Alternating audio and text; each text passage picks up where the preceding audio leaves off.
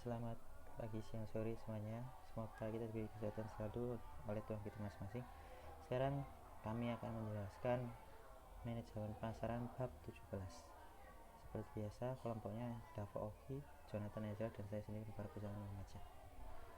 Judulnya, merancang dan mengelola saluran pemasaran yang terintegritas. Saluran pemasaran dan jaringan nilai.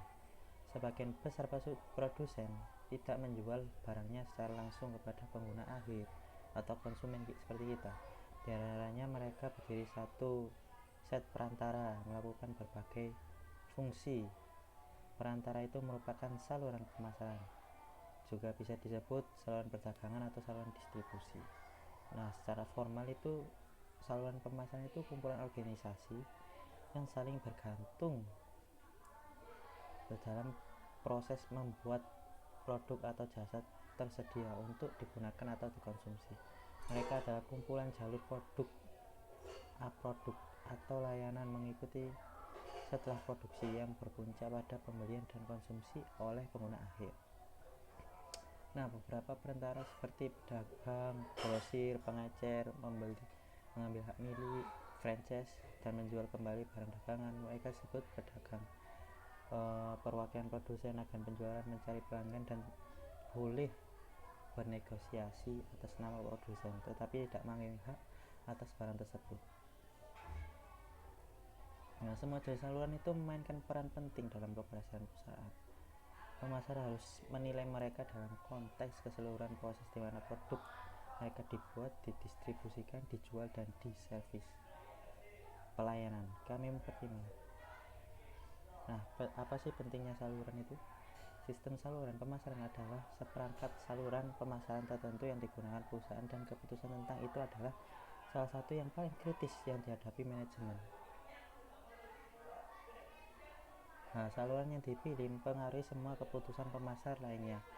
Harga perusahaan tergantung pada apakah itu menggunakan online diskon atau butik berkualitas tinggi. Nah, tetapi pada saat yang sama, saluran pilihan itu sendiri tergantung pada strategi pemasaran perusahaan, hubungan dengan segmentasi, penargetan. Jadi tidak boleh sembarangan saluran pasar sebenarnya. Logistik pasar. Distribusi fisik dimulai dari pabrik.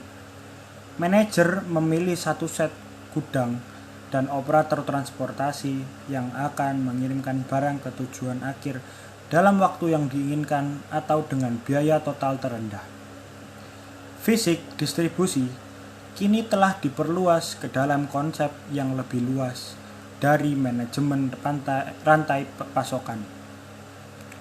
Pasokan manajemen rantai dimulai sebelum distribusi fisik dan mencakup pengadaan input yang tepat secara strategis, mengubahnya secara efisien menjadi produk, dan mengirimkannya ke tujuan akhir. Perspektif yang lebih luas melihat bagaimana pemasok perusahaan itu sendiri mendapatkan masukan mereka. Sistem logistik terintegrasi. Tugas logistik pasar membutuhkan sistem logistik terintegrasi yang meliputi manajemen material, bahan sistem aliran, dan distribusi fisik.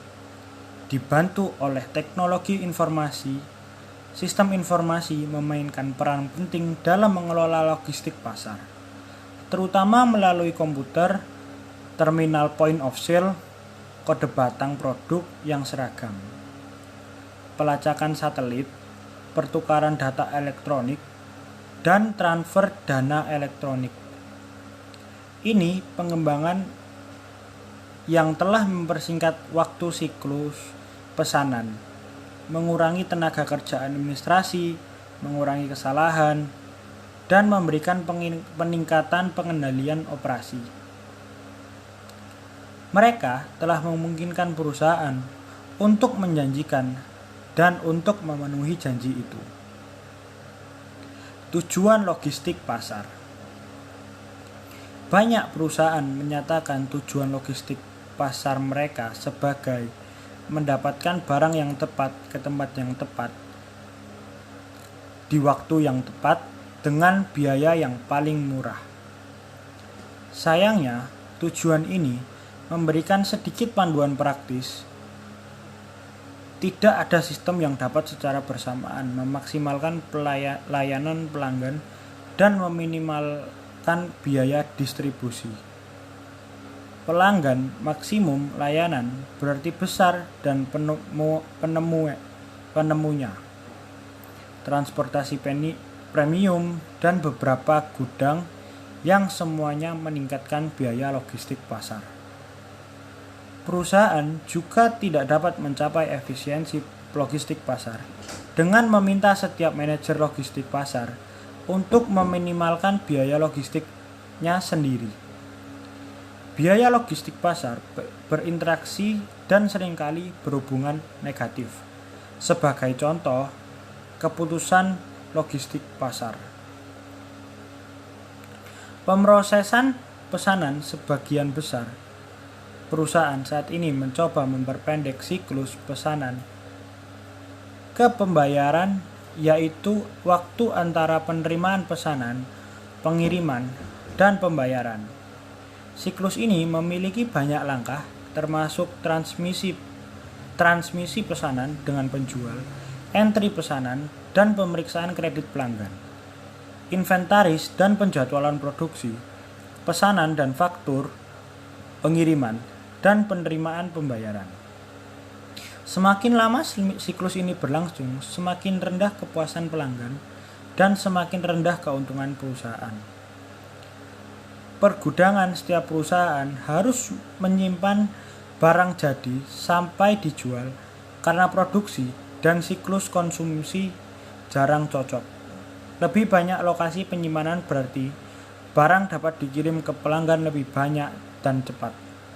Tetapi biaya pergudangan dan persediaan lebih tinggi. Untuk mengurangi biaya ini, perusahaan mungkin memusatkan persediaan di satu tempat dan menggunakan transportasi cepat untuk memenuhi pesanan. Untuk mengelola inventaris dengan lebih baik, banyak departemen seperti Nordstrom dan Macy sekarang mengirimkan pesanan online dari masing-masing toko.